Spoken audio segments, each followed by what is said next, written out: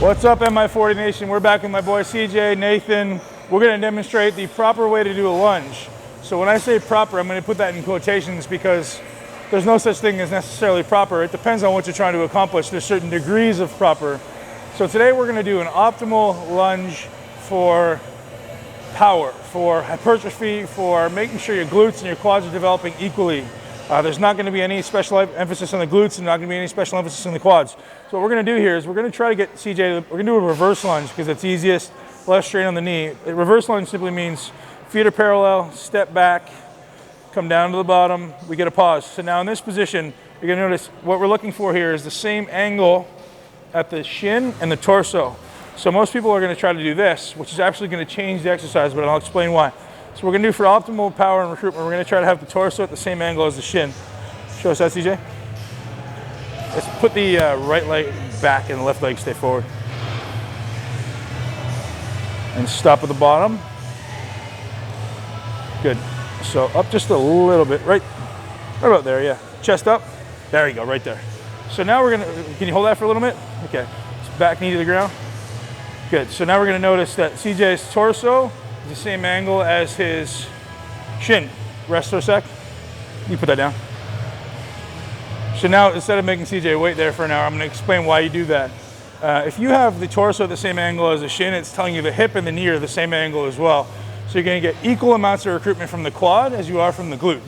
Okay, so now if CJ were to dump his chest forward, forget about the weights, just go into the position.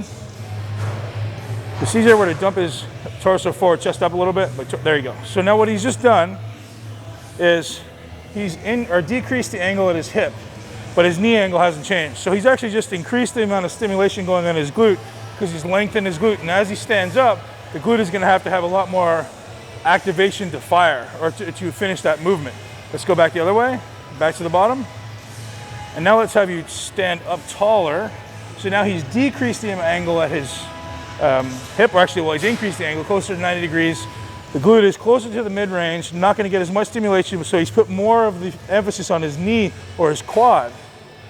So we're looking at joint angles to dictate, that's good, man, to dictate the type of muscle recruitment and you get in an exercise. So if I'm at the bottom of a lunge and my knee is at 90 degrees, there's very little, or at least less stimulation to the quad because it's in the middle of the range. Whereas if I were to take it here, the quad's actually going to get a lot more stimulation because it's going through a greater range of motion and it's closer to his extreme of the range. So by doing something like this and keeping the torso up, we're getting to the bottom of the range by taking the knee further ahead, quad into the greater range. Where if I take the torso forward, notice how the knee naturally comes back, less angle at the knee, or less flexion at the knee, more flexion at the hip, thereby more glute recruitment. So hopefully that makes sense to all of you. There's no such thing as you should be upright on a lunge or you shouldn't be bent over in a lunge. It really depends what you're trying to do. We see a lot of women, or anybody really, who have big dominant glutes.